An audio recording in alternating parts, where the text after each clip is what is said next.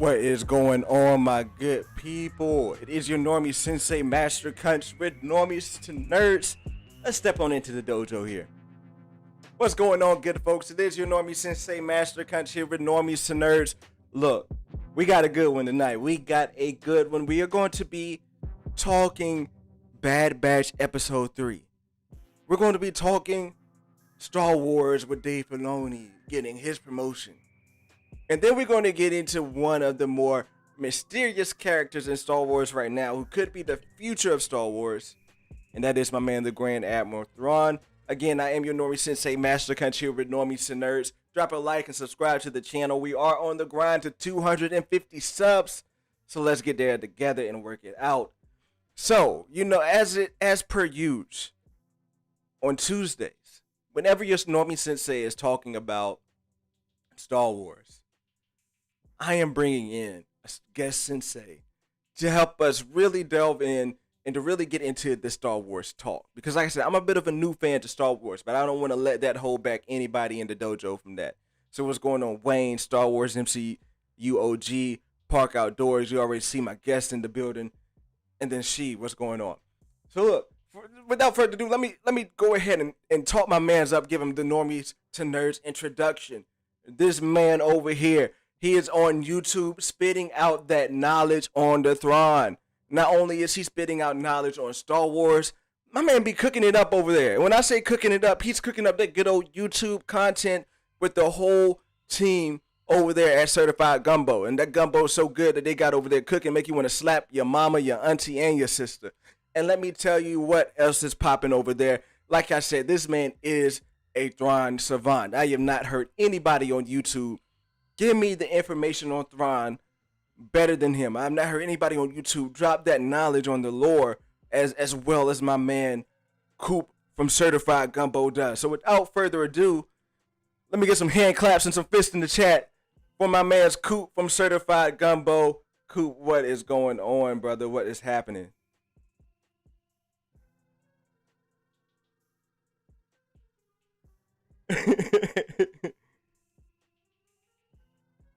Well, you got some good things going on over here as well. Definitely excited to be on here today, man. Hey, look, and it's no thing, bro. Like, I'm excited for you to come over here, brother, because, like I said, I am a Star Wars normie in a way, but when it comes to these conversations and having these good talks with folks, I am looking forward to this conversation with you, bro. Very much so, man, because you seem to have a wealth of knowledge, and like you said before the stream here, you're just lifetime Star Wars fan, and I love it. I love it, man.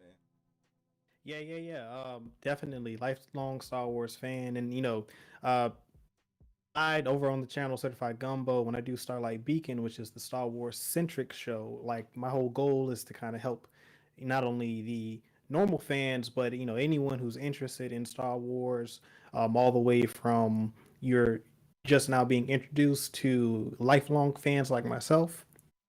Just get some more better understanding of the lore and the content in general and what I like about it, and just the things that I enjoy most about Star Wars. So, and anytime I can come on and talk to another YouTuber and Star Wars fan, no matter Sure. what their knowledge level is, I'm going to do it. For sure. Look, and I appreciate it because I expect to get. I'm hyped for this conversation, man. I'm hyped for it today. So look, let's go ahead and get into our first topic. We're here with it. What's going on right now? The current content coming out is Bad Batch. Before we get into the episode in itself, this is all. What's your take been on Bad Batch so far? So I'm really digging Bad Batch. It wasn't something I was looking forward to. Like I wasn't excited about Bad Batch. I knew I was gonna watch it anyway because I'm a Star Wars fan. But when they were introduced in season 7 officially, um, the announcement of a show coming didn't shock me at all, and I was like, okay, I'll check it out. And then after the first trailer dropped, I was like, okay, the tone of this feels interesting. Like it's almost as if it definitely feels like an extension of the Clone Wars. It's a continuation of the Clone Wars. I know a lot of people have said that it's season 8 of the Clone Wars, and it Mm. very much feels that way. Um, it's like the Clone Wars, with each season, the show continued to mature with its audience, and I feel like this show has continued that maturation process. Um, I think Dave Filoni and team have learned a lot of their lessons from doing animation with the Clone Wars and with Rebels, as far as like, setting the tone and the pace of the show, character development, different plot devices and arcs in general. Like I think they've hit their stride. They learned some really valuable lessons in the early season of the Clone Wars, and they continue to do so with Rebels. And I think that Dave Filoni's experience in live action, with The Mandalorian, has also helped inform some of what he's been doing with this show. So I think overall, like, it's a very solid show. I don't think I've ranked any episode lower than a 6 out of 10. I like Right. to rank my episodes on a scale of 1 to 10. So I think the lowest rank was a 6, and it might have been 4 this episode. So Mm. it's a very interesting story. This is a time period too that hasn't been deeply explored. Like, Right. we've gotten some inferences, like we know kind of sort of what took place in this transition period in the early days of the empire, but this will probably be the most extensive look at that time period that we've gotten. In Legends, we had a couple different stories that were told about what happened with the clones and that transition. There was a story about how the Kaminoans training a new generation of clones to combat the Empire, and then there was an entire rebellion on Camino, and Oh, that word. was the beginning of the end of the Kaminoan cloning. Um, that happened in Legends, and that's something that we could possibly see in this show. Um, that actually, funny thing is, I remember that story campaign from the first Battlefront 2 on PlayStation that came out on PlayStation 2 and Xbox. Mm-hmm. And I don't know if there's a comic book run or another novel that kind of highlights the story as well. But in that game, if you play the campaign, that element takes place, and you have to go to Camino as the Empire to fight other clones, because the Kaminoans have begun to train an entirely new batch of clones to fight the Empire, and that was a thing for a time. I did not know that. Look, see, knowledge is Yeah. dropping already. The knowledge is dropping already. So yeah, I'm the same. I'm the same way though, Coop, with Bad Batch. Like I think the lowest episode that I've given was a 7. When it came to, I believe it was maybe episode 3. It was, yeah, Mm. the last episode 3. I gave that a 7. Um, but to be real here, it's like I like the last episode a little bit here, not so much because of Omega in the way that she was carrying things, but I like seeing Fennec. Like Fennec was a bit of a good charm to me. I like seeing like the way how physical she was. So I haven't Yeah. given my rating here on in the dojo yet, but I mean I do still give it about 7.5 to be real. Yeah, that's is not is and that's a good standard for like a show that has like 16 episodes, I believe, right? Or it's 12. yeah. Anything at that standard, it's a pretty good thing to have that running rate, if you ask me. Yeah, and that's kind of sort of where I've been ranking most of these episodes as well. Like, I just feel like we're in the first quarter of the show, really. Like, these are the first 4 episodes.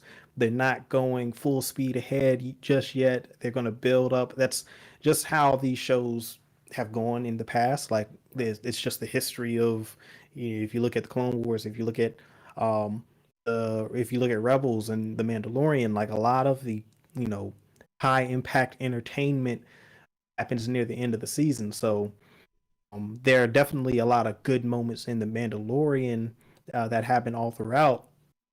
But you can definitely make the argument that the majority um, of the trending um, content happened in the back half of those seasons without That's spoiling anything. that's true. So yeah, I'm kind of used to the pace, and I've enjoyed each of these episodes. Like, it's not like like have any, doubts as far as how the quality of the overall show will go based on these 4 episodes. Right.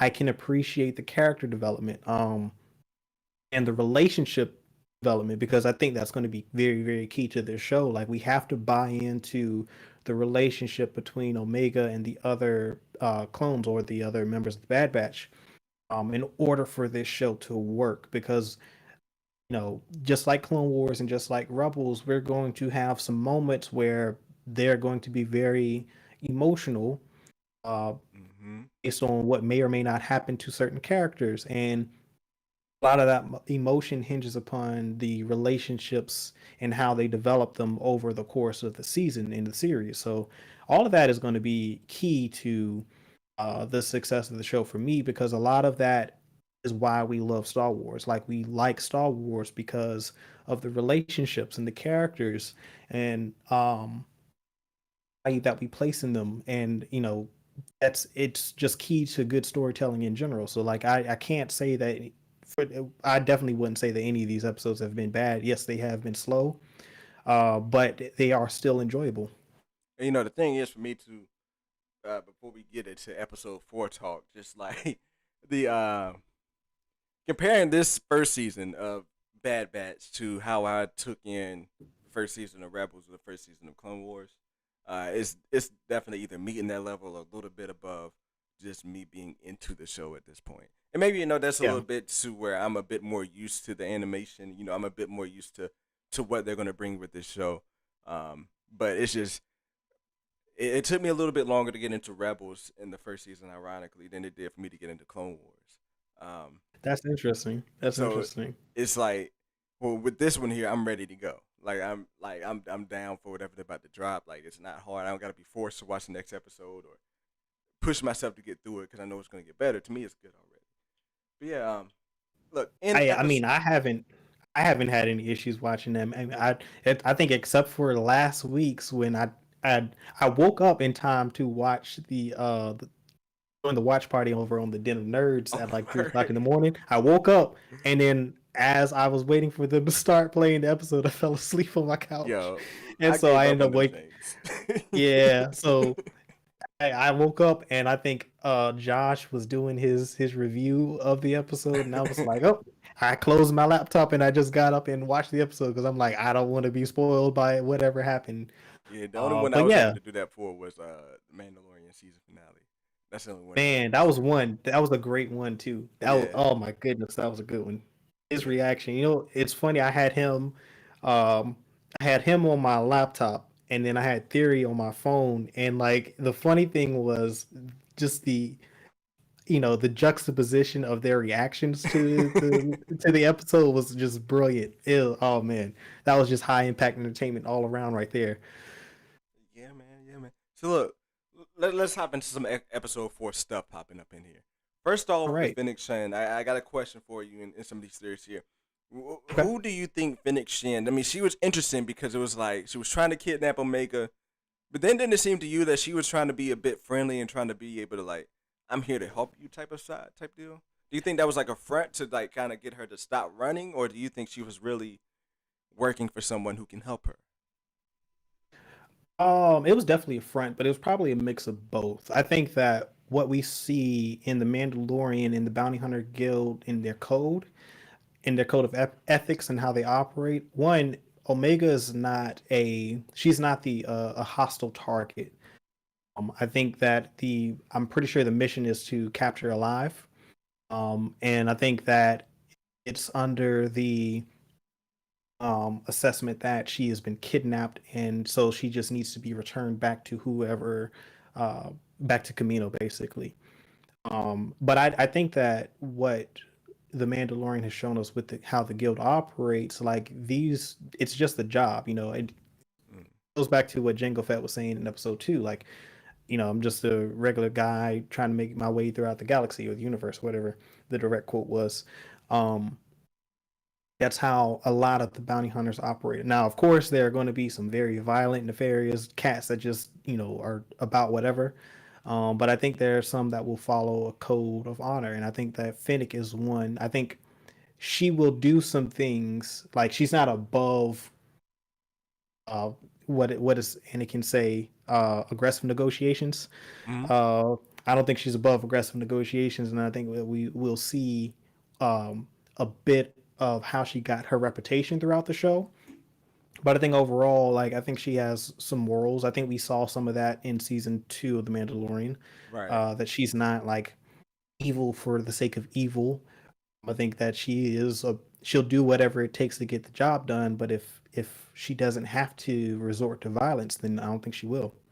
Right, and that's a good point. That is a good point because I was leaning more because when I was watching the episode, some of the things she was saying about it seemed like she was trying to give Omega advice. Even I think at one point to where she was about to run away, she told her to roll or to tuck and roll or something whenever she was about to land off the ledge Yeah. there. Um, and again, not just saying that she might want to bring her in alive. That kind of makes a little bit more sense. But I was wondering if it was like an idea of like a friend of Phoenix or somebody who is close to her just needed this girl. You know what I mean? Like I wasn't sure if maybe Mm. there was Yeah, I like see what you're saying. another possible cameo that we could see at the end to where maybe Fennec does go meet the person that she's working for. Because again, like we don't hear her whenever she's talking to that person at the end through the comlink. We don't hear the person that's coming back talking to her. So I was just like, okay, well, if it was the Empire, I felt like maybe we would have heard the Empire talk back to her or something of that sort.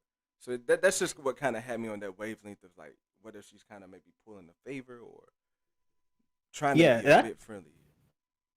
it's not beyond the realm of possibility for sure, but I think I interpreted that as she was talking to the whoever the guild master is in that sector of Mm, space, because we do know that um certain sectors have different guild masters.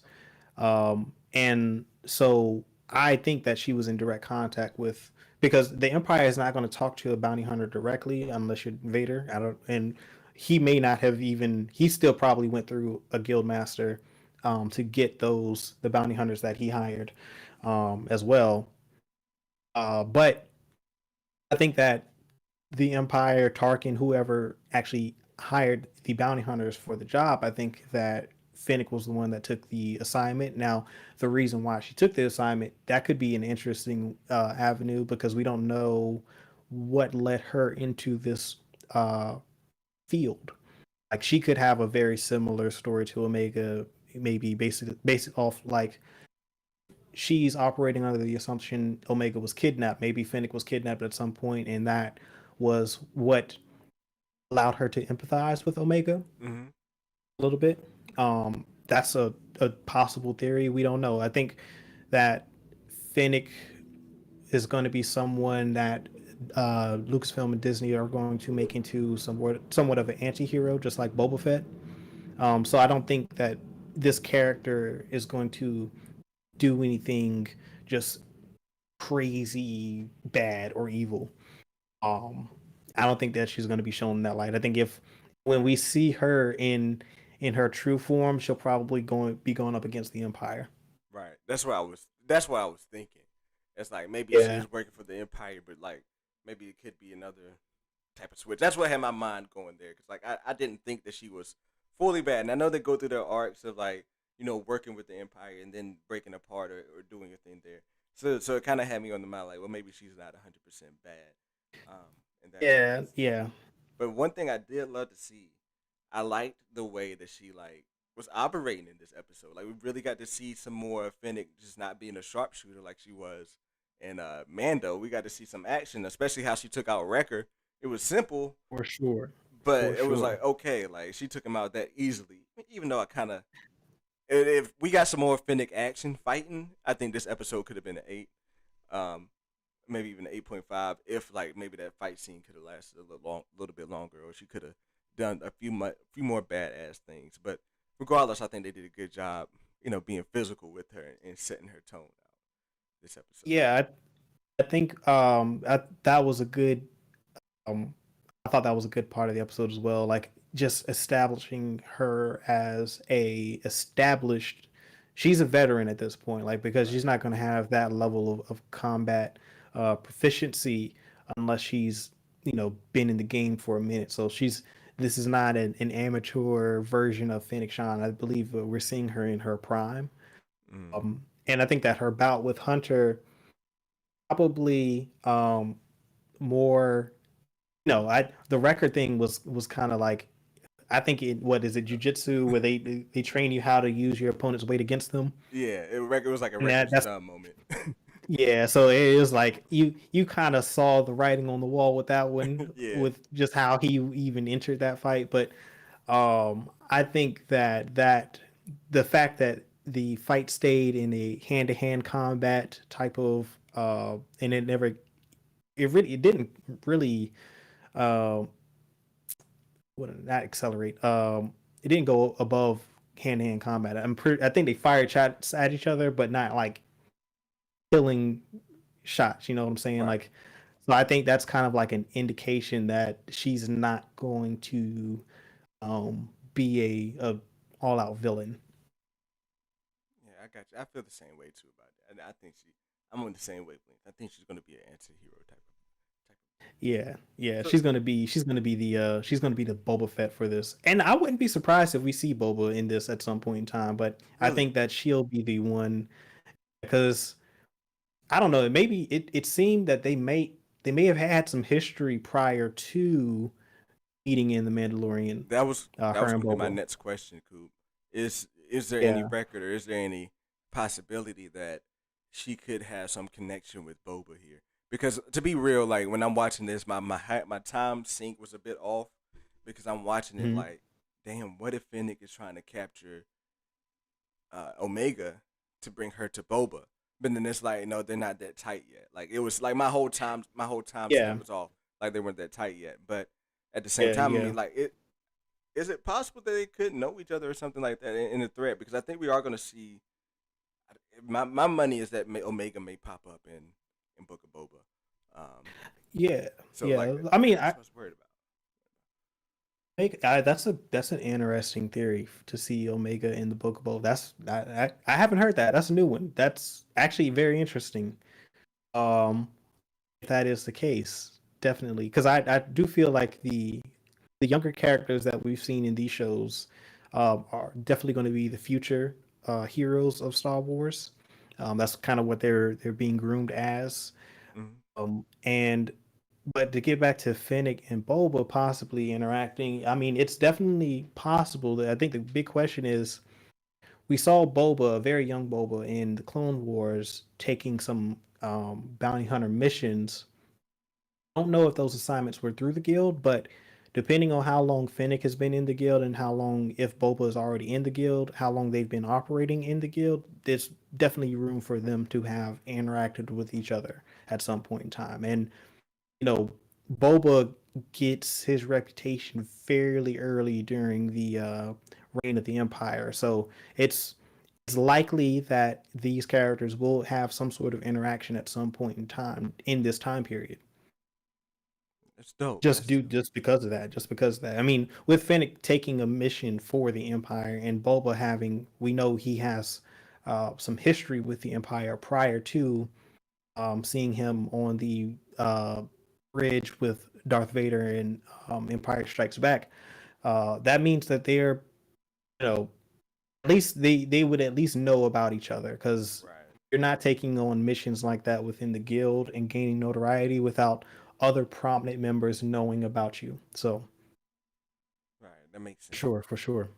That makes sense. So let me let me wrap up the little episode 4 talk here because to me that Phoenix Shan was stood out to me, but something else was I've been looking really hard to figure out what the hell is so special with Omega. With every episode, it's like I'm looking. It's almost like WandaVision. It's not as bad as WandaVision, but you're just looking to see like what in the hell can she do. In this episode, really one thing that got me down to 7. I was expecting to see some type of hint, some major development in what her special Mhm. ability could be. She got powers. Like it was just nothing for me in this episode. Like, and what in your mind? What in the hell was going on with Omega here? This episode. You know, I feel Omega is a lot of people early on. First of all, there was this first the speculation early when they first teased her in the trailer that they released that, oh, she's a Palpatine.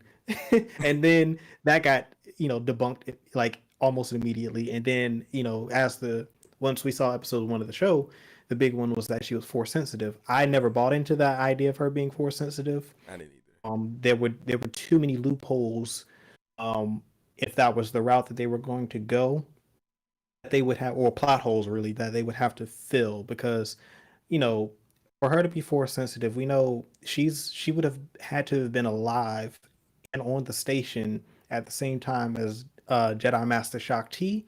And if Shakti could not sense that there was another being strong in the Force on Camino, then something is, that would have been odd. Like they would have to really explain that because um, if the Kaminoans were able to, create another Force sensitive clone, one Obi-Wan should have sensed her Mm-hmm. when during his first interaction. And then of course Shakti having spent 3 years on and off on Camino, she should have sensed her at some point in time during all of that, and then reported that to the council. Like that should have been a real like, hey, red flag.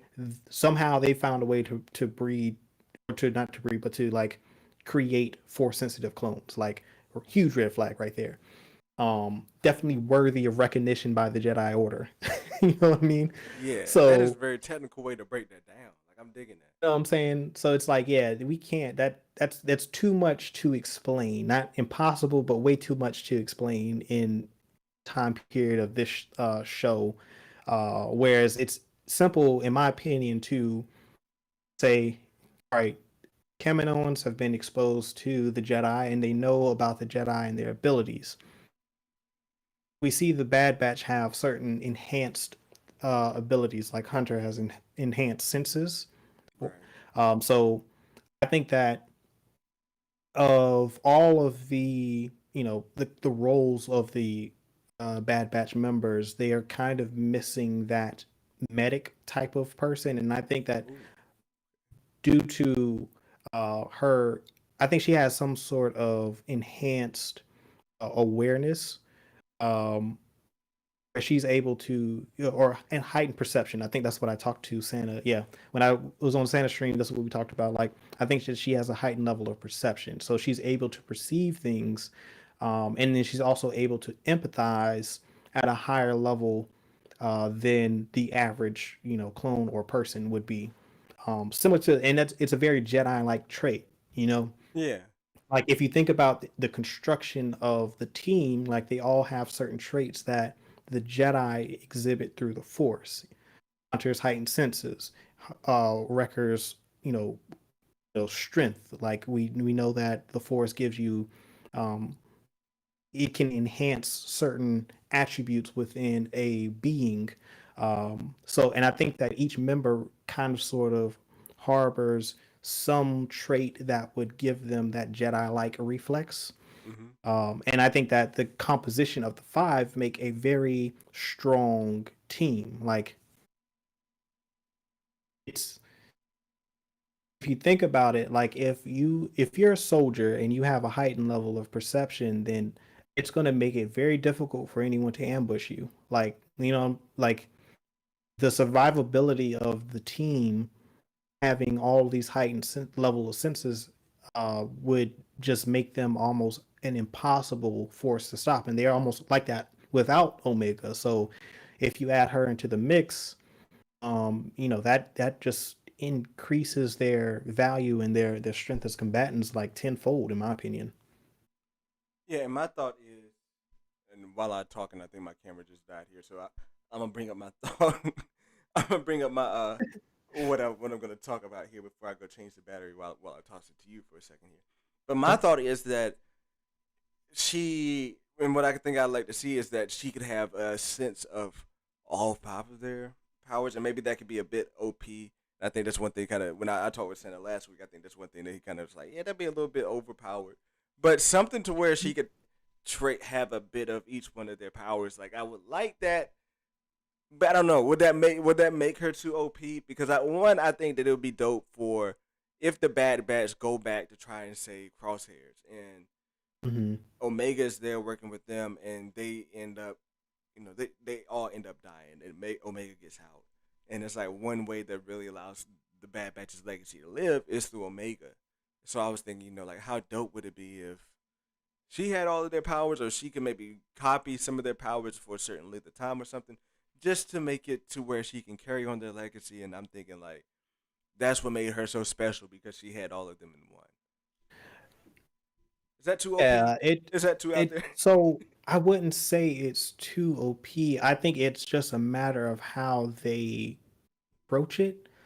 Um, I'm not going to say that anything is too OP because there's always a counterpoint to that. Like, and as long as you can counter it, then sure. I mean, we've had some very very powerful characters throughout the history of Star Wars. So, I can't say that that would make her particularly OP. Now, I think as long as there's a skill gap, can help kind of sort of limit her from being OP in that sense. Like she can't just automatically be able to do these things. You know what I'm saying? Like now, they're like dormant abilities that she can tap into at certain points of time. Okay, that's kind of interesting. Like uh, there's this concept or of dormant DNA. So like if for instance, these traits that all of the other four members of the Bad Batch team have, if she has those traits that are dormant within her, that's an interesting thing because, then becomes the base template for the next generation of clones possibly. And uh, you know, that would make her a really good template for a new army of clones, and that might be the ace that's up the Kaminoan sleeve right now. Um, because we do know that they have some things that they are trying to keep, some secrets that they're trying to keep from the Empire until they know for sure that the Empire is going to be committed to the Kaminoans and the clones for a longer term period. Mm-hmm. Uh, so with all of that on the table, I think it's possible. I think that if making her like force sensitive and then have all of these abilities of the Bad Batch, that would definitely make her OP. She would almost be like Star Killer, like if you are familiar with that character from Legends. But yeah, I mean, I don't see. I can see how it. Like I said, it depends on how they handle it more so than the abilities. Like I think that having checks and balances with any power or any ability is key. So as long as they've got those in place, like I don't think that's too far fetched of an idea. Cool, cool. Yeah, I mean, like I said, I think it would just have to make sense in the story, and I kind of gather that's what you're saying. There's like they just really have to make that work, and there's ways to make it work, and I'm liking what you were putting down there.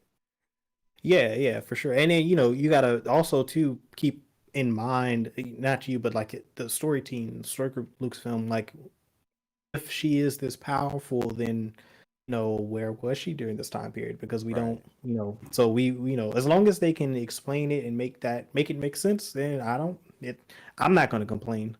The key is just to make it make sense, and I've got to be able to believe that capable of is possible. All right. So look, let's move on from the Bad Batch, and look, I want to spend Right. maybe about 15 good minutes with you, good sir, on Okay. the topic of Thrawn. Now, look, to set it up here, uh, I've really kind of come to the conclusion like Ezra is like the one character, the one Jedi that I really like relate, like that I really connect with. Like he's my Hmm. favorite like character at this moment. Maybe it's because I'm fresh off of Rebels right now, but it's just like Right.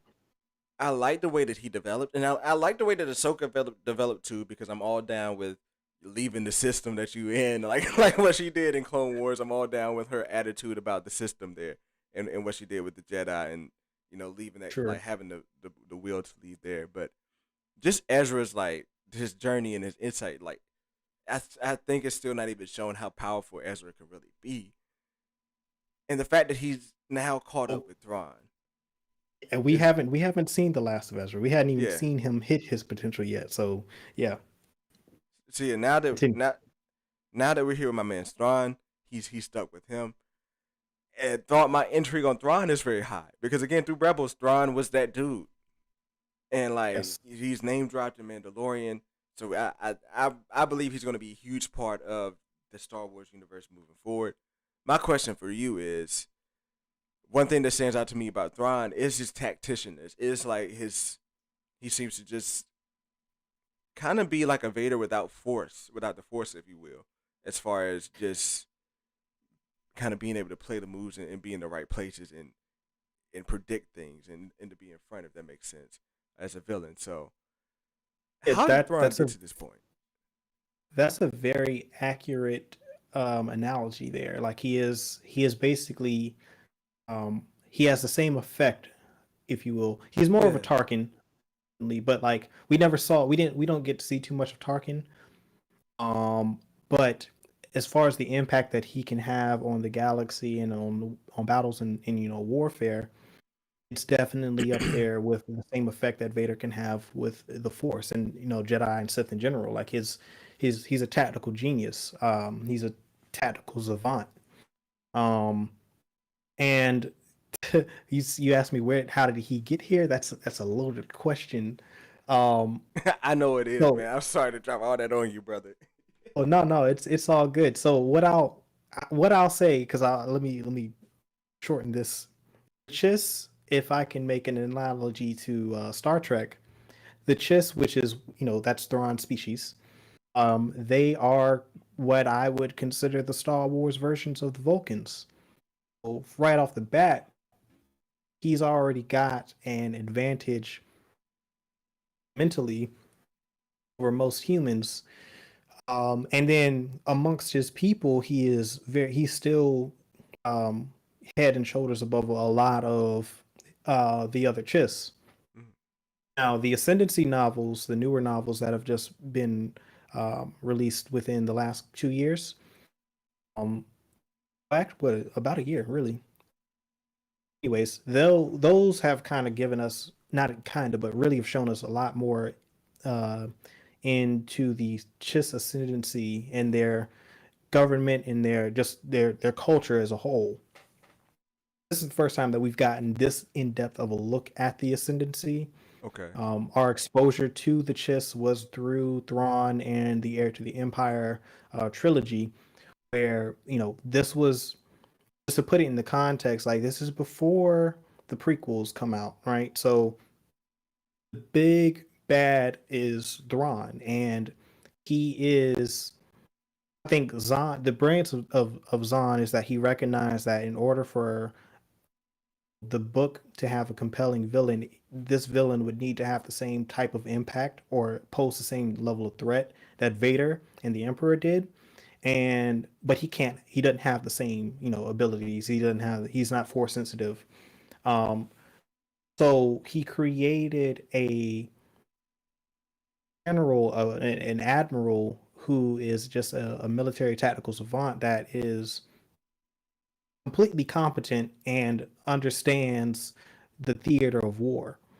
And that alone is not that's not something that we saw a lot of with the Empire. Like a lot of the admiralty and the higher ups in the Imperial Army and Navy, they weren't that competent as leaders.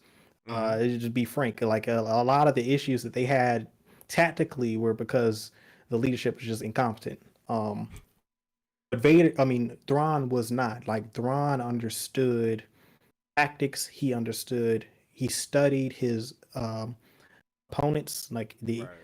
He's a very Sun Tzu uh, type of leader, and he was someone that as readers you could relate to, or at least wanted to. You could see yourself. If I was going to go into the army and fight, Ron is the type of leader that I want to fight under because one, he's not going to uselessly throw lives away. He's always been very conscious of uh, the the loss of life of his forces, not so much about the enemy forces. You take as many as he can, uh, but being know not caring, but just aware and just always uh, considerate of the people who serve under him. And unlike the Emperor and Vader, they did not fear him. They wanted to serve under him. They earned his earned their respect through his just prowess and his skill and his ability to lead, the right way. Um, but I think with the new books, they've changed a little bit of his character, and not and well, Zahn has, just in order to make. I think that the changes he's made to the character are going to keep the character around for much longer Mm. than what we got with Heir to the Empire, because he was only around for, I believe, those 3 books, and then um, he met his demise. And I won't spoil it for you, because those, I would definitely recommend read the Heir to the Empire trilogy, because that was a great Okay.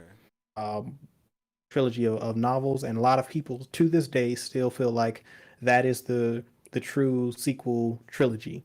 Um, I'm not. They're really good books. I will say that. Okay. They're definitely really good books. Definitely worth reading. They're not canon, but I think a lot of the story elements that we see within that trilogy are going to make their way back into canon. Not in the same way as they are originally conceived, but I think a lot of that, that time period is basically the same time period as the Mandalorian. So I think some of the elements will be what Mandalorian season 3 will kind of cover. I don't know. Mm-hmm. I don't have any inside information. I'm not an insider. But if I'm speculating on that, I think that that's kind of sort of the direction that they'll go in. Right. Um, yeah, like he's a very interesting character, and comparing with Ezra Bridger is also interesting. If you don't mind, I'll spoil some of the first trilogy of the new books, the new trilogy, Thrawn series. Let me Go see. ahead. Give me a little spark notes. Give me a little spark notes. All right, so here's what I'll spoil. I won't spoil Look, a lot of it, and but again, this folks, book this is you right here. learn. Look, this is what we come. This is what I bring the Star Wars savants in here because look, this information getting dropped. Go ahead. So this book right here, Alliances, is where I think a lot of that book is going to inform this interaction between him and Ezra, Thrawn and Ezra, because in that book we see that he has met Anakin Skywalker and Vader. Thrawn has. He had a um, interaction with Anakin Skywalker. There was a mission that Anakin Skywalker was on at the same time that Thrawn was on. Anakin, of course, having a well, it was a personal mission. He was actually going to rescue Padme. This is sometime during the Clone Wars, I think early. Either before Ahsoka um, becomes his Padawan or after she leaves the Order. I don't know specifically in the timeline when this interaction happens, but it is during the course of the Clone Wars. And uh, Thrawn is on an assignment to Batu, which is a familiar planet if you're up on the lore. It's where I think Hondo Ohnaka has a base or something there uh, in the sequel trilogy. But it's the planet that's out near the unknown regions, and it's right outside of the chaos, which is where the Chiss ascendancy is. Mm-hmm. There's something that draws Thrawn there, and Anakin is actually on his way there because Padme has gone missing, and her last known location was there on that planet. They happen to be there at the same time. They have an interaction. They have to go on to Batu together, and they have to fight together. And fast forward, when Thrawn enters the Imperial Academy and he rises through the ranks of the Empire, um, he is once he gets to the I don't know if he's an admiral at this point in time. Yes, I think he is. Um, he's an admiral. He and Vader are sent on an assignment to Batu by the Emperor, and he has some suspicions about the whereabouts of Anakin Skywalker, and he is Mm-hmm. able to quickly deduce uh, who Anakin Skywalker or what happened to Anakin Skywalker very early in this mission, and it's a very interesting interaction with how you know, Thrawn being as tactful as he is, how he is uh, goes about asking or getting the answer for that question is very, very smart.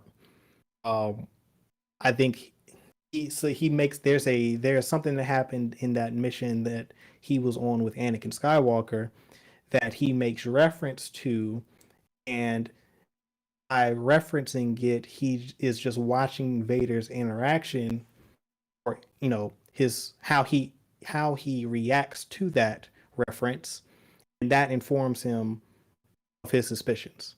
And I'm like, that it's just brilliant how it was written, because it's like exactly how Thrawn would go about doing that. Gotcha. Um, that's a huge secret. Like, no one's supposed to know what happened to Anakin Skywalker, as far as everyone else is concerned within the Empire. I think minus Tarkin and the Emperor. That is a big, big secret. That's Anakin Skywalker is dead. So he's able to deduce that through his skill set.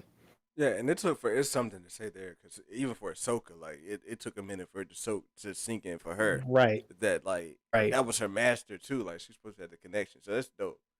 That's dope. Yeah, So yeah, yeah. Like, nothing. He's someone that, and when you read Thrawn, like, I know your exposure to Thrawn is through Rebels, but if you read the novels, like, mm-hmm. the tact, you get to really see his tactical genius on full display. Like, and it's incredible, and it's some of the best writing that we've, in my opinion, is in Star Wars.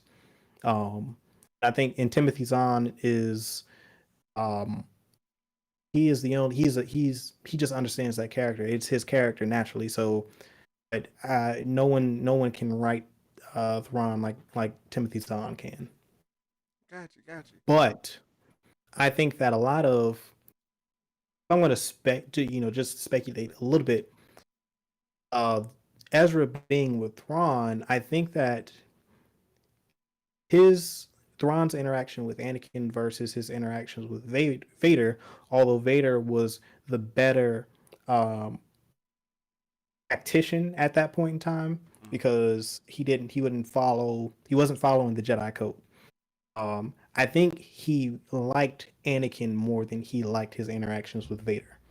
So, that being said, Ezra and where he is in his development, I think we could possibly see Thrawn kind of mold Ezra a bit into more of a true Jedi general, if you will.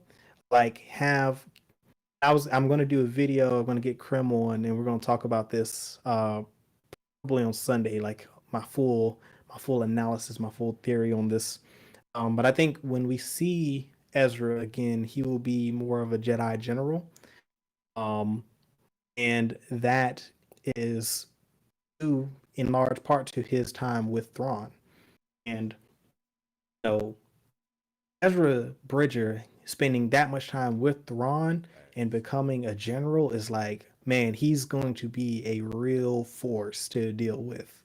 Facts. Um, because one thing about the new Thrawn is that he's not a villain at all. In No, he's kind of sort of uh, so he's been painted as such, but he's not. If you read the books, like, he's a very honorable and heroic figure, especially within the ascendancy. Like, the lengths that he will go to protect his people, and that you got to, like, tip your hat to, because um like, the whole reason for him joining the Empire is to form an alliance with the Empire, so that they can um help each other, help the ascendancy, as well as the ascendancy help the Empire. Like, so that's the whole purpose for him being in the Empire, and that's a big change in his character from his to the Empire origin story. But I think that him being a Chiss loyalist is a better story, or at least a better backstory, because it adds another layer to his character. Got you. And see that was gonna answer my next question I had for you was just we we hear Ahsoka, and somehow a moth got into my studio. So it's flying around like it's flying around my hand and my feet. So I'm looking out for it. My fault. I got caught off guard. All good, all good. but but no, when we're looking into the Mandalorian and when we saw Ahsoka, and the question was, where is Grand Admiral Thrawn? Um, you kind of touched on it a bit there. Is it being set up? And I'm kind of on the same wavelength as you. Is that Thrawn and Ezra really weren't that far much alike because I didn't see. I mean, far much apart as far as different wise. Like I think that there was a way that Thrawn could talk to Ezra and make sense to Ezra, and like Ezra could really feel like because I think Ezra's looking for answers. Ezra's not really Yes. set in one way in a way, so I think that he could find something in Thrawn that maybe he didn't find in Kanan. Is not to downplay their relationship there, but it's Right, just like right. he could find some of the things that he was looking for in someone like Thrawn. So all that to say, are we coming to a point to where Ahsoka is going to be disappointed when she finds Ezra, to where she's like maybe Ahsoka and Sabine would be like, how are you working like this with Thrawn? And Ezra is like seen the light or something. They'll definitely be shocked because Duran is going to be set up. Make no mistake about it. Like he's going to be set up as the villain, probably in the Ahsoka show, more than likely in the Ahsoka show. That's what we've been hearing in the rumor mill that this is Ahsoka show is basically going to be the sequel to Rebels, or the follow up show to Rebels. So in that show, Thrawn will be positioned as villain early on. This is my speculation. And once they find Ezra, because that will be the main mission is to find Ezra Bridger. That's why she's looking for Thrawn in the first place. For all of those who aren't up on all of the lore, she's looking for Thrawn because Thrawn and Ezra were together Mm. the last that they saw them. So um, if she can find Thrawn, then I'm assuming her theory is that she'll find Ezra, or at least know figure out the fate of Ezra Bridger. Um, they will be definitely surprised that he is working with Thrawn. And uh, what is informing all of this are the books, the new Thrawn novel, the newer Thrawn novel, and then the Ascendancy novel as well, the trilogy rather. And the third book comes out in November. So this is a really good time to get caught up on that because for me the Ascendancy trilogy is better than the new Thrawn trilogy only because we get so much more lore and exploration of the Chiss ascendancy. So the more new lore they add to the Star Wars universe, the better for me. Um, and the more I'm going to enjoy the novelization. And like I think the ascendancy you could adapt this ascendancy trilogy into a live action TV show, and it would be amazing. But that and the newer trilogy kind of inform how Thrawn operates and what his real goal is. And his real goal is to fight and to stop the Grisk, which are a name and a combatant and a force that we've not seen in live action or in animation. They are a new threat to the galaxy introduced in the Thrawn novels, and they pose a very, very, very serious threat to the galaxy. And the way it's been written, like they can become a problem at any point in the timeline. Like um, these novels actually kind of set up the theory or the possibility that the Grisk had a hand in the destruction or the collapse of the Empire as much as the rebellion did, Wow. which is an interesting caveat in that. So, and a lot of people aren't reading these novels, but like I've said multiple times, like definitely go check these novels out because to me they're informing the future of Star Wars. Like Dave Filoni, who is, as we've learned last week, is the executive creative director over at Lucasfilm, and know, that they don't have a chief creative officer, I believe, because that basically, what is I think that's um, Kevin Feige's. He's president, and I think he's also the chief creative Yeah. officer Either at he's Marvel. either that was his title before. I think that's what his title is. Is chief creative officer. Either that or he is. Is he president of Marvel at this point? It was one of those. No, yeah, he's president, Yeah, so and it's he's also, I think he's because he holds two titles at Marvel. He's okay. one is So that's his president, and other he's one because also I chief creative. because he was Yeah, also yeah, chief creator before he became president and head of it. So that's why I think that was he's a chief creator at yeah. that point, and then okay, So technically, because of where, of how he is positioned and Dave Filoni's position at Lucasfilm, him holding that executive creative director title means that he has got the same creative control as a chief creative officer. So it's a very, very high um, promotion. Like he's basically only reporting to Kathleen Kennedy at this point. So if he is in charge of the creative overall over at Lucasfilm, Dave Filoni is a guy who is a student of Star Wars, mm-hmm. and not only of the films and everything that he's worked on, but also the Legends material and everything else that's come before and after his tenure at Lucasfilm.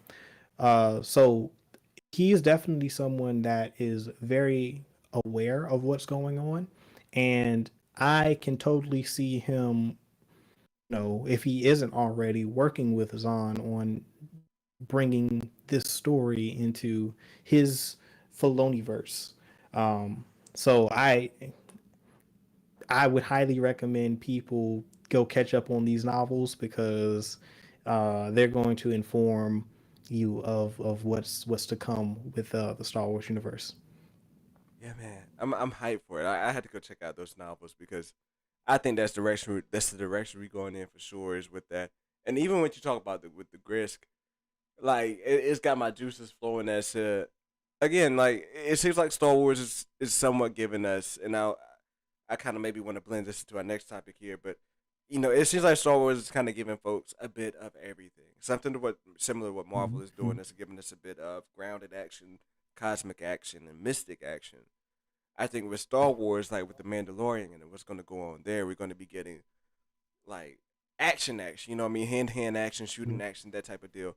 And then when it comes to like folks who want to see more about the Force, I think they're coming out with projects where we're going to see a lot of Force users, or where we're going to see some of the history and lore behind the Force.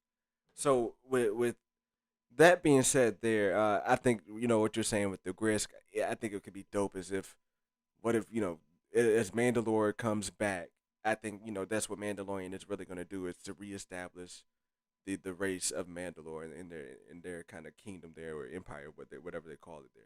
The I think that they could be a good opponent to maybe bump heads with the Grisk, if that makes sense. If there's any way for that to come into play, as far as far power wise, I think that could be maybe a good thing for the Mandalorians to bump into and see there. They would definitely be an interesting combatant. That's for sure. Um, and Mandalore as a system is at its, during, at least during the Clone Wars, and we don't know if that was the extent of their power or if during the Old Republic, let's per se, they were larger, but there were 1,500 systems, 1,500 planets within Mandalore, so they're a, they're sizable, like that. That pales in comparison to the Republic, but given the fact that the Republic and the Empire and all of these large centralized governments within the galaxy have pretty much are currently defunct. It present. I mean, Mandalore really is kind of sort of the largest central power in the galaxy if we're looking at the time period of the sequels. And even during the time period of the Mandalorian, if let's say season three is about the Mandalorians, Bo-Katan and Mandal uh, trying to liberate Mandalore, well, they don't only have to liberate the capital, but they also have to liberate all the other systems that are probably under the control of whatever warlord or multiple warlords uh, of the Imperial remnant that have hold of these systems. So that campaign could last quite a few years, possibly depending on how they want to tell that story. But um, I mean, anything is possible. And then with the threat of the Grisk, if my theory is that the Ahsoka show will probably largely take place within the chaos, within the ascendancy itself, because I don't think that Thrawn is going to be in the known galaxy, because the during Rebels, I'd say season 4, because mind you, these new Thrawn novels span from episode basically the Clone Wars, the beginning of the Clone Wars, all the way to season midway through season 4 of Rebels. Like Mm-hmm. that's the timeline that we're dealing with. Um, then the Ascendancy novels take place during they basically take place at the same time as the Clone War. But in the last book in the new trilogy, the Thrawn trilogy, the main trilogy. Nope, I got these out of order now. But Treason is the Mm-hmm. last book in this novel in that trilogy. We learned that the Grisk have begun or have coerced the ascendancy into civil war. So the 9 ruling families and their allied lesser families are now at war with each other, and um, a leader has begun infiltrating imperial worlds, and so the assumption is that he's going to do the same thing with the Chiss. I mean, not with the Chiss, but with the Empire. So Thrawn's main focus is going to be stopping the Civil War. Then, uh, that will probably keep him predisposed during the original trilogy. That will explain why he hasn't been present in the galaxy um, in that time period, because he was in the chaos helping to stop the Civil War. And if Ezra is with him during this time period, that is what will build that alliance between him and Ezra, because he'll be relying a lot on Ezra, and he because he's going to need Ezra's help in this Yeah. conflict. And that will allow him and Ezra to develop some sort of bond, friendship, mentorship, Yeah. whatever have you. And then so when we see him in the Ahsoka show, when we see both of them in the Ahsoka show, they're going to have whatever the beef that they had in Rebels is going to be long squashed. Facts. And like yeah, and that just adds up to Ezra's kind of character too, to want to help with the Civil Yeah, War. Um, yeah, to want to yeah. step in there. Yeah, because I think once he understands what Thrawn is, his real motivations are, like he's going to empathize with him, and that's why we like Ezra as a character, because he's someone who wants to do good, and he does seem to have way similar to Ahsoka and similar to Omega of empathizing with the characters in the stories that they share. So I think that's going to be all of that's going to be come into play with the Ahsoka show, as well as the Mandalorian season 3. Man, it's going to be really interesting to see how they put all of this together. Now, one question that I have for you as we come to our last topic here, we you mentioned it a bit. We're talking about the news with Dave Filoni taking over, really with this whole, and like you said, I think he's getting the reins. I think he's going to have free creative range here to do what he wants to do. With this being the case with Dave Filoni, where do you think Star Wars? Because look, right now, to be real, before Mandalorian, I think Star Wars was really on the same lines of DC before Mandalorian came out. But after Mandalorian came out, it's like been on the rise. What do you think the potential for Star Wars to really tap into for the future? Where, what do you think could be Oh, there for man. with Dave Filoni? Like how excited are you for Dave Filoni to That's really take the reins here? that's hilarious. I don't the DC analogy is a strong one, but I definitely understand why a lot of people that's a good. I can't make a counter argument to that, because the fandom was in a really place post sequel trilogy. Um, well, it was definitely divided. It still kind of is divided. But for a lot of people who, like myself, who've been just consuming, the content that has been coming out, we're pretty optimistic still. Um, Sequels were my whole. I'm not the biggest fan of the sequels. I can't say I'm a fan of the sequels, honestly. I do like the characters. My whole disposition is I just feel like the story of the sequel trilogy underserved the value of the characters, and I would like to see more of the characters in the future, and I want to see them come back, and I want to see stronger stories, better stories told with the cast of characters that, of course, survived the sequel trilogy. That being said, Dave Filoni is a person that, like Kevin Feige, is a very knowledgeable person of the Star Wars universe. He's been, he was personally hired by George Lucas before he started the Clone Wars. He George Lucas brought him in to help him develop the Clone Wars, and he has been mentored by George Lucas ever since, up until the he sold Disney to or he sold Lucasfilm to Disney, and probably continue. I mean, I'm pretty sure that anytime he needs to call or get on the phone with George Lucas, he can do that. But he's throughout his tenure exhibited his knowledge and love for the lore, and that's something and someone that we need in that position that he currently holds as executive creative director, because it's going to be very important, because one thing that we've got to sort of nail down is the lore, and we've got to take our time to understand what it is the future of Star Wars looks like, what stories we're going to tell, and where we're going to take the franchise in the future. And he's someone that's they're very passionate about that, and he's going to be able to get that done. I've the utmost confidence that he will be able to get that done. I think within this time period since the Disney acquisition, if we're going to look at like animated and live action, if we're going to look at the big screen, silver screen content exclusively,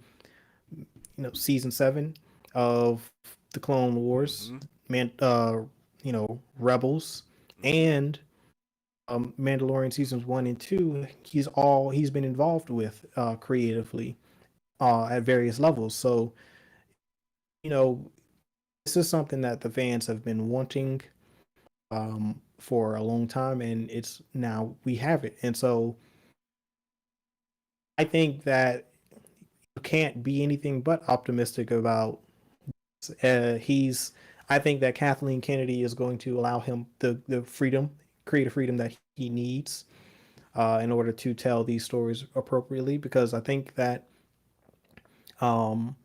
I think that Lucasfilm as a whole understands that they've got some damage that they've got to repair, uh, with the help repair with the fandom and with the they have to start with the content. And I think as long as we get better stories and more stories that uh, really, you know, continue this continuity, the better off the fandom will be. Because just like as you said with the Mandalorian, you're not going to find a lot of fans who dislike that series. You're not going to find a lot of fans who. It's definitely not as divisive as the sequel trilogy was. Like, no matter how you feel about the sequel trilogy, if you loved it or if you hated it, or if you're somewhere in the middle like myself, um, then I think that you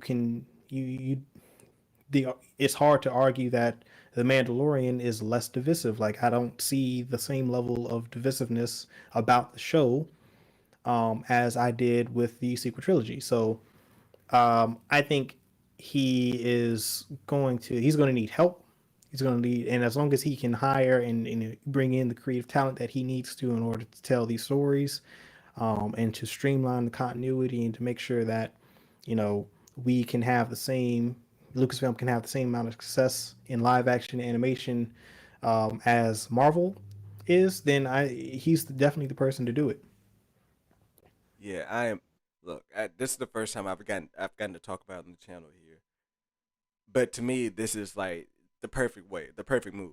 Because one thing, and just to knock this out the way for Kathleen Kennedy, I'm not all that well versed on why people feel the way they do about her, to be 100 with you. But from what I gather, it seems like with this move that she's making, she is making the number one move that I hear business people talk about all the time is if you have a weakness, find somebody who can feel that and bring them on your team and let them fill in your weakness.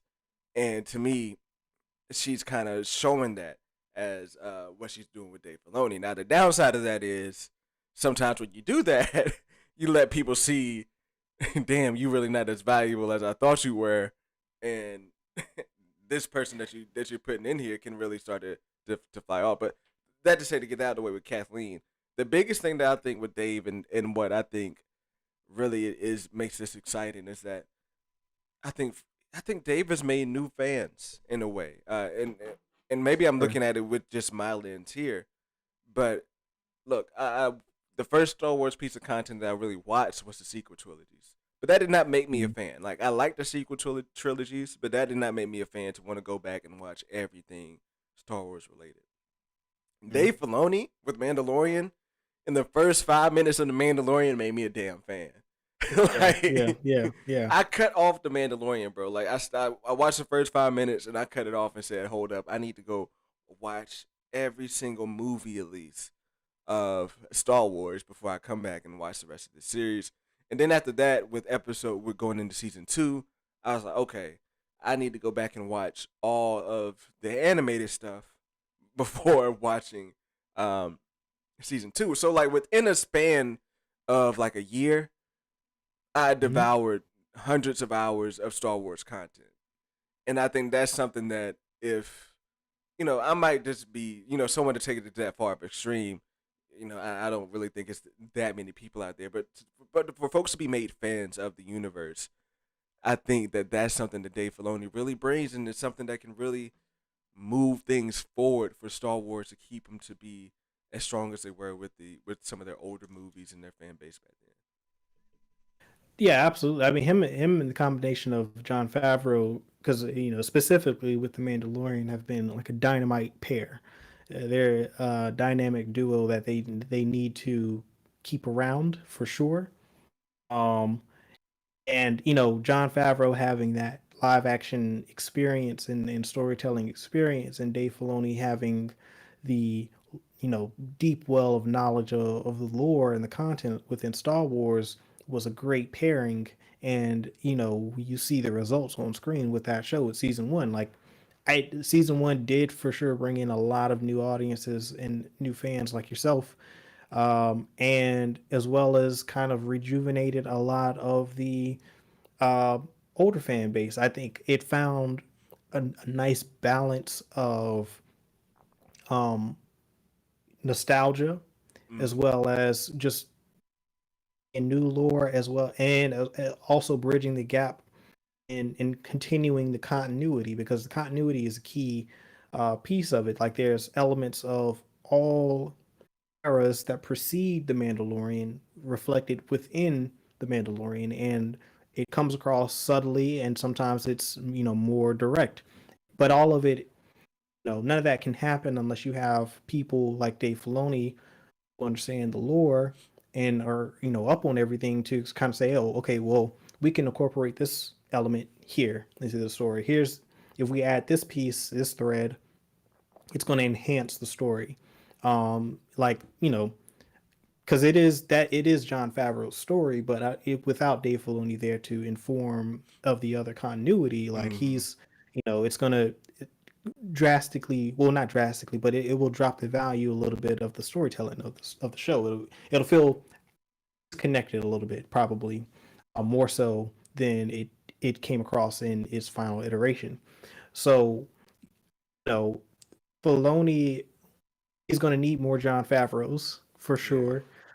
He's going to need other people, and I think a lot of people over at Lucasfilm are fans of Dave, and he's a very likable person. If you ever seen him in interviews or seen him do his thing at Star Wars Celebration, um, he is he's got a personality that I think a lot of people can just vibe with. He's got that. he's just experienced. Like he's the right person for the job. So I think as long as everyone else can get on board with that and ride the ship, I think he's the right person to propel the ship forward. And KK, I think initially she was kind of blindsided.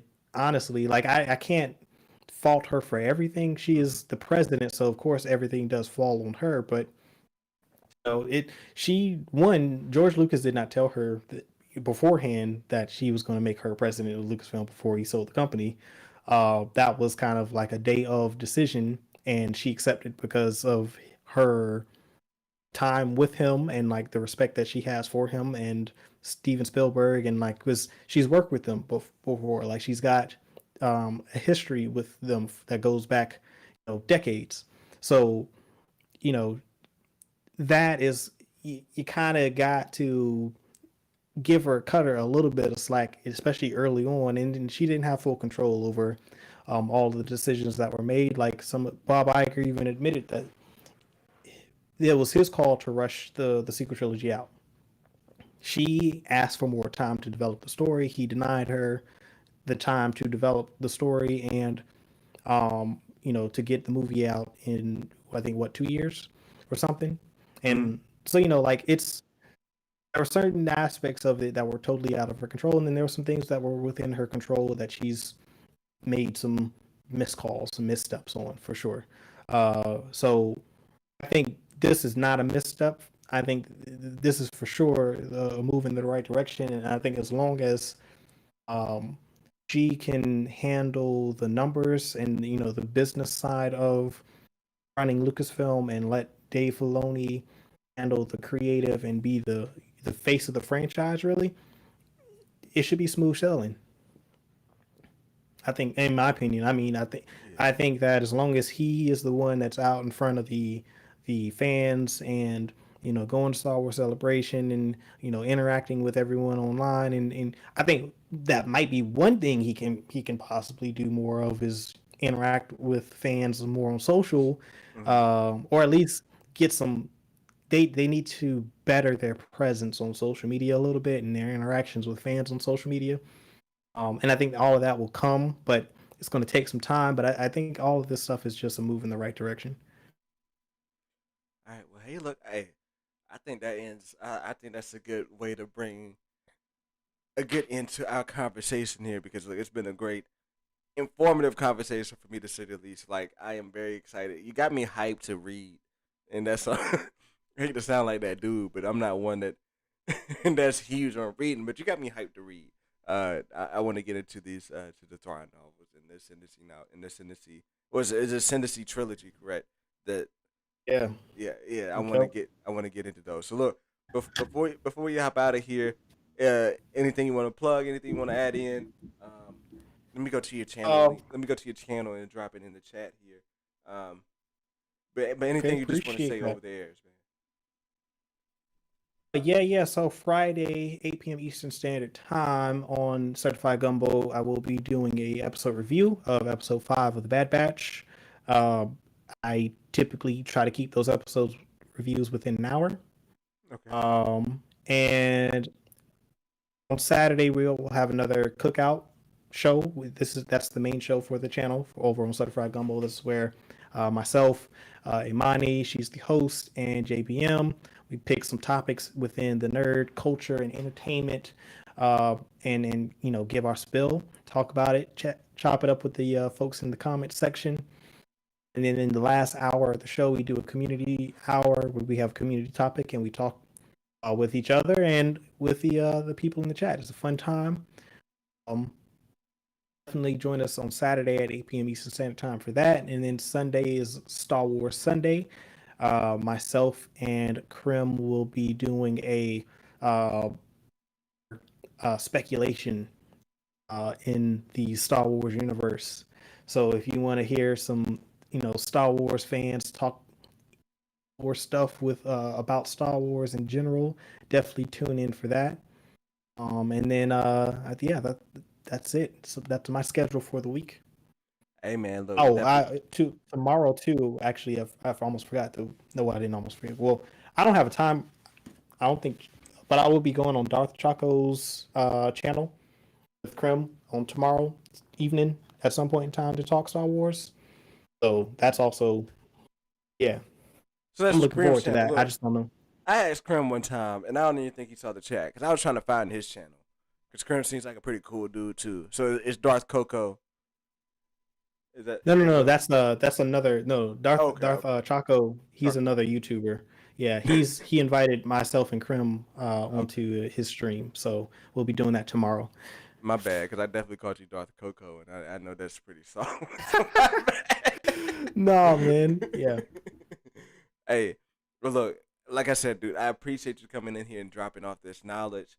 Look, I'm gonna have to have you back in here again on the rotate on the guest sensei rotation in here for our Star Wars session. So look, I appreciate it 100%, dude. Yeah, absolutely. Anytime if I'm available, definitely going to do it. And thank you for having me on today. This was a pleasure. Had a fun. I'm always down to talk Star Wars, and you're a good host, my man.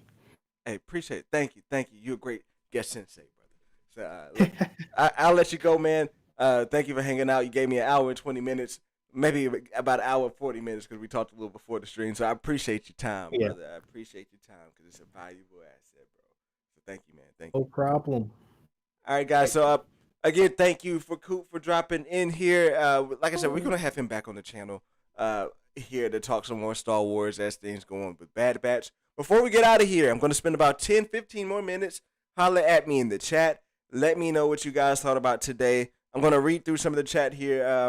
I know some folks have been popping out of here. Some nerd vendors have been coming in and out of here, going back to Discord or whatnot. But the show, as my man Trinity says, the show goes on. Someone's always streaming. So I appreciate everyone who's been in here with the love and support. So let's go ahead and give a little Shibuya roll call, like my man Sheev the Wise. What's going on, brother? Thanks for dropping in here. Wayne, what's going on? Captain Pennsylvania, you probably sleep right now, but thanks for popping in, brother. Thanks for popping in. So look, let's get into some of these comments here. Reefer Man Reviews, Wayne says, episode 4 was awesome. I love it. I'm in love with Fennec Shan. Look, they did a great job with Fennec Shan in episode 4. Just giving us a look back into who she is, really establishing, like Coop said, like it's her prime. It seems to be her prime right there. So I loved seeing Fennec Chan in there. One thing I do wish was a little bit more action. Like I said, that seems to be a recurring theme with me is I'm always looking for action, but I'm about that action. Pull up. I'm playing. I'm playing. Look, Parker says my expectations were too big for the show. Yeah, I mean, if your expectations were Mandalorian expectations, yeah, they were too big. But at the same time, this is a 16 episode show, brother. So like, you gotta understand that the hard hitting aspects of every episode aren't going to be there, and just aren't. Let's see here. Wayne says if Fennec wanted Omega dead, she'd be dead. First 10 minutes of the episode was a setup. It could have been cut down to maybe 4 or 5 minutes tops. I agree with that. Wayne also says that I wouldn't be surprised to see Boba Fett in this at all. It would be more surprised. I would be more surprised to not see Fennec in the comic book war of bounty hunters than I would to see Boba Fett in the Bad Batch. I lost myself in your comment there. To be honest with you, hold on. I would be more surprised to not see. Okay, I got you there. Also, of note, there's nothing in the Mandalorian show that says Boba and Fennec didn't have that much history. I think they totally in each other's circle at the very least. I do too, and that's why I was curious. Like, it's the thing: are they friends? If they were friends, it could be possible that Boba would want to use Fennec to get his sister back. That's what I'm thinking. I'm calling Omega Boba's sister, and like I think that's how they're gonna tie in into live action. Trinity, my man, what's going on? Thanks for dropping in here. Hawks Holocron said mad late, bro. Sounded like Omega right there, but that was by accident. Mad late, bro. But I'm here. Thanks for dropping in, Scotty. And yeah, let's work out something. I think we're gonna have Scotty on here next week as I guess sensei. So yeah, let's work on that, Scotty. And then Parker says I was expecting more cameos. Well, yeah, but there's still some time, Parker. we're 4 episodes in. We got two cameos so far, right? Just outside of the epilogue, we got two cameos so far. We got Cut, and then we got Fennec Shan. So who knows? Maybe we might get some more cameos. There's still some hope. We just 4 episodes in, man. But yeah, my expectations for this show weren't very high, so maybe that's why I feel this way about it. But yeah, Bernie, you just got off work, man. It's all good. If you're just getting off work, look, you got that dollar comes first, so it's all good. Just thanks for being here and dropping in and showing the love and support. Look, I'm going to go ahead and get out of here. I am your Normie Sensei Master Cunt. Make sure you drop a like and subscribe to the channel. We are on the road to 250 subs. Look, by the end of August, I think this is a goal that we can hit if we really push for it. Right now, we're at 4 streams a week. So we're doing Mondays, Tuesdays, Mondays at 9 o'clock, Tuesdays and Thursdays at 8, and then Saturdays, I want to hammer down a concrete time for Saturdays. I think Saturdays would be 9 o'clock because I do put my daughter to sleep usually around 8 o'clock. So Saturdays will either be 9 o'clock or earlier in the evening. Just hit that notification bell, because when I hammer down the time, that's when I really want to go for it. But Saturdays, especially when you got a family, is so flexible. Has to be kind of flexible there. So look at Saturdays as kind of like a bonus stream, if you will. But it's going to be scheduled in there, if that makes sense. If it doesn't make sense, just hit the notification bell so you can see when we're streaming. Okay. All right, look. Let me go ahead and get out of here because your boy got to see LeBron James go out there and ball tonight. Got to be keeping 100 there. I got to leave the dojo, go see LeBron James ball tonight. But look, again, thank you for everyone who dropped in, everyone who commented, everyone who shared it with their friend or whatever. Again, thank you to Coop for coming in here to the dojo, for taking that knowledge. That is what these streams are all about. I'm really just, as much as I put these streams out here to talk to you guys, when it comes to these Star Wars streams, it's a lot for me too, because I want to be able to understand the lore more.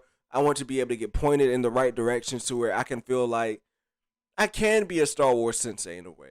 I'm trying to work through my Star Wars training. So I appreciate Coop for bringing that latest installment of that for me. It's great to have that knowledge given down to me, man. So I'm forever grateful for that. Make sure you go check out his channel. I put the link in the chat. Make sure you go drop that, hit that link, subscribe to his channel, and check it out if you haven't already. Look, as I always say, I'm your Normie Sensei Master Cunt here with Normies and Nerds. Go watch something nerdy. Go watch something Star Wars, MCU, DC, Amazon, whatever it is. Go watch it. Share it with a friend. Make them a nerd. Make them a normie. Bring them over here to where we can turn them into nerds. And let's continue to grow this community together. I am your Normie Sensei Master Cunt, and I will see you guys on the next one.